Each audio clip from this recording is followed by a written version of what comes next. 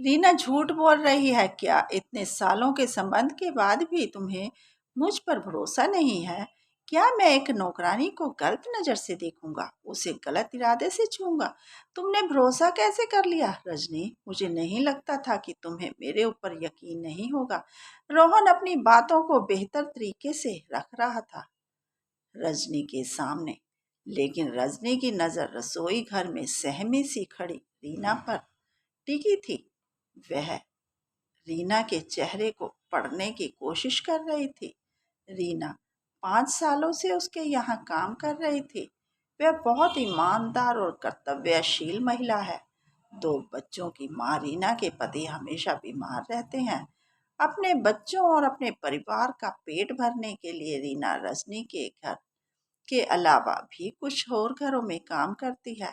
लगभग रजनी की उम्र की ही होगी रीना, लेकिन रजनी को दीदी कहती है। रजनी अपने सारे सीक्रेट, सारी बातें भी रीना से शेयर करती है। उसे रीना के रूप में एक दोस्त मिल गई। रजनी को रीना पर पूर्ण भरोसा है। तो वही रजनी की शादी के 10 साल हो गए चुके हैं। 10 सालों से रोहन के साथ रजनी का संबंध है। थोड़ी बहुत नोक झोंक और घरेलू लड़ाई के अलावा रोहन से ज्यादा कोई लड़ाई रजनी की कभी हुई नहीं है। रोहन ने भी किसी प्रकार भी बड़ी शिकायत का मौका नहीं दिया था। रजनी को पैर में हमेशा दर्द रहता। वह पार्ट टाइम कुछ काम भी नहीं करती, तो उसे काम वाली रखने की जरूरत पड़ गई। जबकि रोहन के ऑफिस का कोई निश्चित टाइम नहीं है। कभी वह 1 सप्ताह तक लगातार ऑफिस नहीं जाता, तो कभी 12+14 घंटा लगातार या 1 सप्ताह भी ऑफिस टूर पर बाहर रहता। रजनी और रोहन के भी 2 बच्चे हैं। रजनी पढ़ी लिखी समझदार महिला है।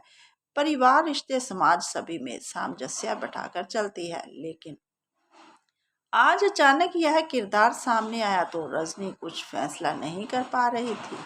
उसने रोहन से बस इतना ही कहा, रोहन, रीना झूठ तो नहीं बोलेगी ना? आखिर वह इतने दिनों से हमारे यहाँ काम कर रही है, आज अचानक से इतना बड़ा झूठ क्यों बोलेगी? रोहन ने कहा, यह तो रीना ही बता सकती है ना। और रजनी ने रीना से भी कहा, रीना, क्या आज पहली बार ऐसा हुआ?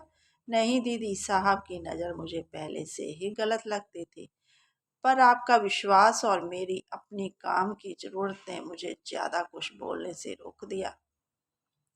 लेकिन आज जब रोहन भैया किचन पानी लेने आए तो मेरे शरीर पर गलत तरीके से हाथ रखा, तो मुझसे बर्दाश्त नहीं हो पाया। और दीदी जी, मैंने आपको आवाज़ लगाई कि रोहन भैया मेरे साथ क्या कर रहे हैं।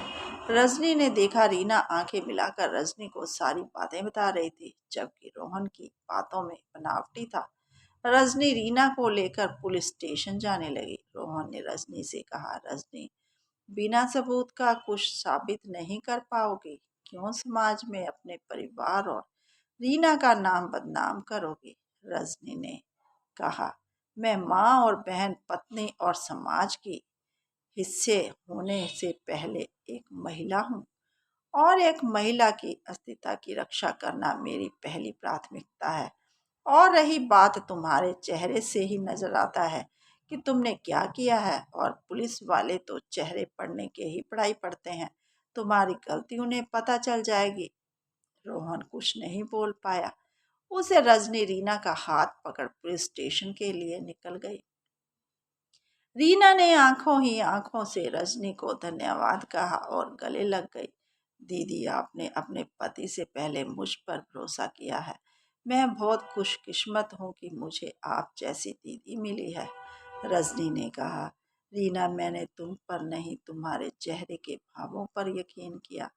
हम लाख छुपाएं पर चेहरे हमारी असलियत बता ही देते हैं। यह बात भी सच है, मैंने रोहन पर यकीन किया था, लेकिन आज मैंने उसका चेहरा पढ़ा। वह अपनी गलतियां छुपाने की कोशिश कर रहा था, और तुम अपनी सच्चाई बताने की। आज रजनी भी खुश थी कि वह सच का साथ दे रही है। उसके चेहरे पर आत्मविश्वास साफ झलक रहा था।